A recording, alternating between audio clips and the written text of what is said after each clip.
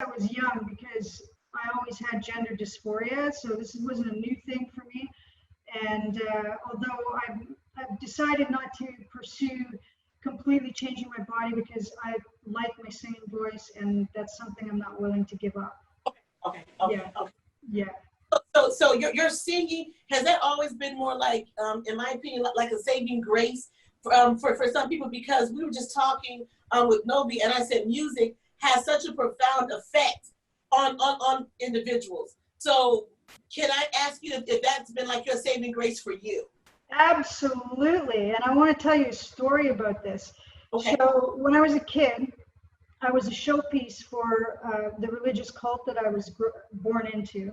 Okay. And by showpiece, I mean they would put me on the stage and I would recite all the books of the Bible. And, you know, to me, I was like, it was in heaven. I could, you know, I was expecting to grow up and be a preacher. And then when I realized that I wasn't going to be accepted as a preacher, I immediately turned to music. Like, Oh, it was so fast. Like maybe I was about 6 years old. I just went straight to music. So I'm wow. still preaching, but with music. Really? So now in this particular day and age, are you finding it that people are accepting more of you and your music? Oh yeah, for sure. You know, it's been a very long career for me, and I would say a very successful one in terms of, you know, just being an indie artist. And yeah, I would say it's been fantastic, and I'm really enjoying it, and I can't imagine doing anything else. You know? Yeah. So I'm hearing that phrase so often now. Indie artist or independent artist. Is that your choice to remain independent? Yes, because I've been through other contracts and different types of contracts, you know, distribution and being signed with management. So now the industry's changed so much that if people come looking for you, you probably don't need them. You know, you're probably Oh, successful I like enough. that. Yeah. Yeah. Yeah, I mean, definitely pick your team. That's different, right? Like, you know, have your team, you Yeah. know, but you know, unless they're offering you something, you know, fantastic. So have you been able to turn people down, turn people away, and say I don't need you? Is that a place that you're at in your life right now? Yeah, it depends on what they're offering, but for sure, for the most part, like I say no a lot, and that's a good Well, thing. Yeah, okay. it's a good thing, I think. You know, even in this like situation that we're in now, it's been amazing that, you know, I've been able to be offered things that I can still do, and you know, even in these interviews and have a release and go, you know, do some youth workshops. And you know, I even performed at Toronto Pride virtually over this past you know, recent situation. So yeah, it's fantastic. And if something comes up and I don't feel that it fits, or you know, a manager, you know, I've had people come to me and want, you know, make all kinds of, you know, offers, and I'm just like, I'm doing that myself. Thank you. You know, I appreciate the So offer.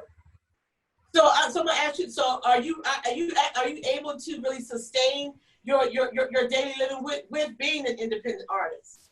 I have been in the last few years, and I'll tell you why. And it's what I tell indie artists and younger artists all the time: is you must treat it like a business, and you Okay.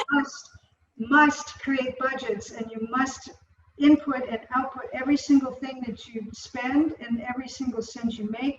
You must write it down in a spreadsheet, and that will show you where you can move things around and how you can do what you want to do. I travel all over the world.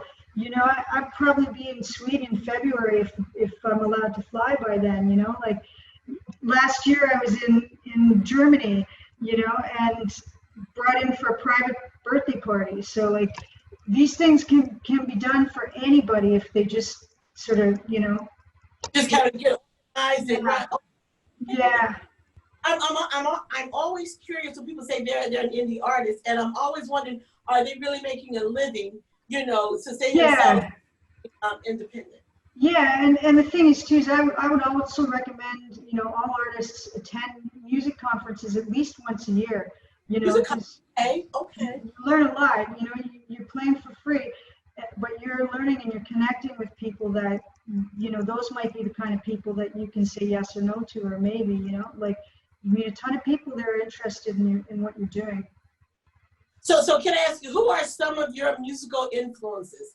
That is Jimi Hendrix. Jimi Hendrix. There she goes.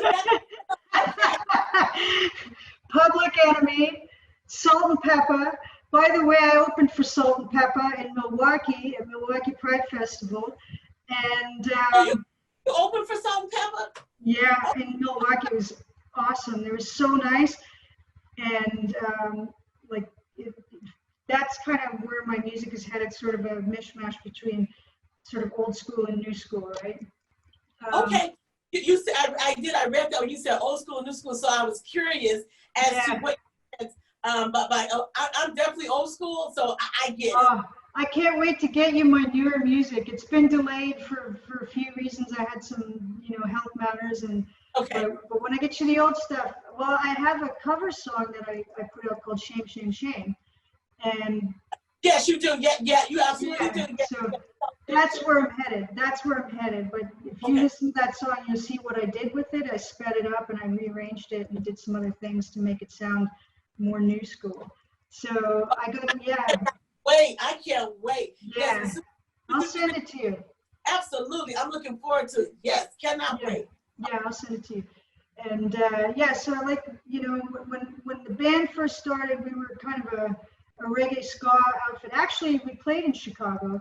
We played at Phyllis's Musical Inn, I think it's called, something like that. I can't remember where, but a few times we played there, But we've done a lot of tours, and when we started, it was more of a reggae ska band, full on, where you can kind of hear that in that Things Fall Apart is more reggae based.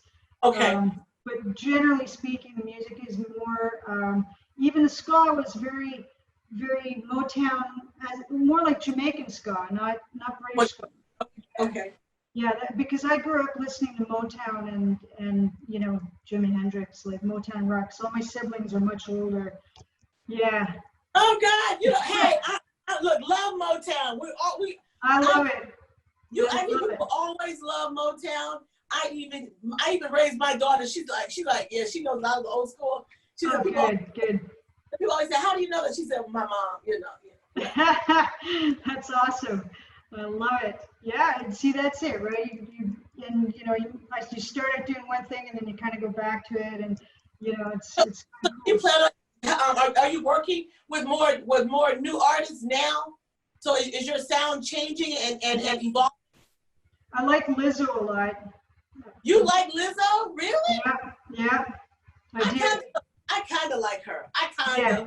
Yeah, like, I mean, for somebody who actually plays the flute, I was like, wow, and just the stuff she's singing about, I'm finding it interesting because, it kind of needs to be sung about, right? It's like. But you're a guitar player. You're a guitarist. I am. Yes. Yeah. So how did you begin playing guitar? Thankfully I had some lessons when I was a kid. So in my family, I was the first one. Me and my brother, there's four of us, to be able to get lessons. So I took lessons for a while, but it was on a lap steel guitar, and so it was more like country music, right? Which my family also liked a lot, and Acadian music. We were from Nova Scotia, and so then when I was 10, I traded it in for a microphone because I was starting to do performance and writing music and stuff. And then when I was around 15, I started going back to the regular electric guitar and singing. So yeah. I'm going to ask you something. You just tell me yes or no. Sure. I would love to get a little taste of you playing the guitar. Oh, I would love to. It would take me a little bit to set up. That's fine. I'm waiting because I've been wanting to hear this all day. You want to hear some guitar? I do. Okay. If you don't mind giving me like a few minutes. No, go ahead. Just set up, cool. And I'll talk. Yes. All right, I'll be right back. Thank you. So you guys are listening to us on listening to us. We've just had conversations with Nobi. Nobi was amazing. Now I'm having another amazing conversation with Lynx, and she's gonna play some guitar for us. I made Nobi freestyle for us. his latest single, which is called Sorry. And now Lynx is going to just hook us up. So yes. And then when we do have the streaming, and it's gonna be on point. I think I'm gonna do this when I'm gonna do 2 at a time, because it's gonna be amazing. It's just gonna be amazing. It's just gonna be amazing. So I'm having a blast. I love being right on stuff. Well, you think you write all the time anyway. No, TK. she can tell you I legit say it. He did say like on the way in the studio. What did he say? He said we get to stream. She gonna have 2 artists every day. On Wednesdays, because it's gonna work out. It's gonna work out because this is like yeah. I'm like awesome. I know, but it wasn't on a double screen. That's the only thing it was bouncing back and forth. It does have them. Oh, okay. Yeah, but I want to be able to see that. Yeah, I get it. Yeah. But that was so cool. So cool. Yeah, I was say the fiddle with you. Yeah, absolutely. It does switch to who talks. Like while you're talking, Mm-hmm. Yeah, I am. I can't have any. I'm not there, but yeah. It's really. Oh, that's gonna be amazing. Awesome. So this is working out really great, and I'm excited about it. I always say you always have to add something new, and this is why. Yeah. And this is why we are number one. Time is This is why we're number one. This is why this show is number one. Lynx, you're back.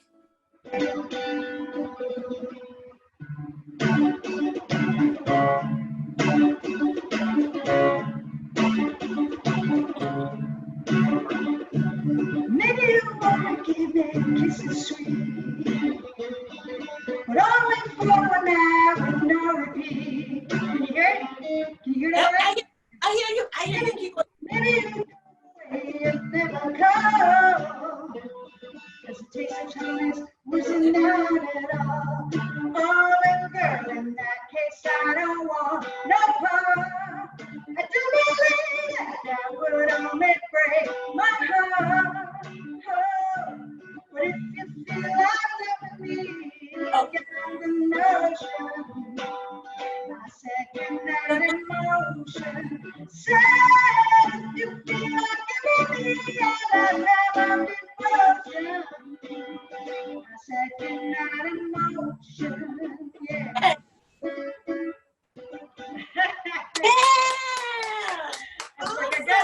I gotta do Motown. You had to go Motown. You had to. Awesome. Had to. Yes. Absolutely. Thank you so much. Thank you very much. I appreciate you taking time out of your day. Not at all. I wanted to tell you something about the Things Fall Apart song that I didn't put in. Tell me. I was gonna go anyway. Tell me. Oh, perfect. Have you ever heard of this book called Things Fall Apart by Chinua Achebe? Yes, I have. So I read that book, and that's actually what inspired me in the 90s to write that song. Okay. But I made it into more, interpersonal relationships. Yeah, and that's why I was so compelled to release it now during the pandemic when everything's falling apart. Yes. Yeah. And how we need community and we need to get back together, and I tell people, I said, ever since this pandemic, and I said, first of all, it gives you time, you got to sit down and think about it, but it makes you appreciate more of what you have, not even worry about what you don't have, because you're like, I'm just trying to get through, today or get through this week, Absolutely. And you want people to stay healthy, so that yeah, totally important. Yes. I will say, what was your thought when the pandemic first hit? And I remember when we all had to start being on lockdown around mid-March, and it was like the whole world just came to a complete stop. Yeah, that's the way it happened. It was a world stop. I had the fortunate or unfortunate experience of knowing ahead by 2 weeks that it was going to happen, because one of my best friends is a public health manager. Oh, okay. Yeah, who worked on SARS, and I also knew that there was going to be pandemonium in terms of every problem that there ever was going to come right to the front. and I knew that there was going to be a huge backlash, and from the government towards Black people, and like I foresaw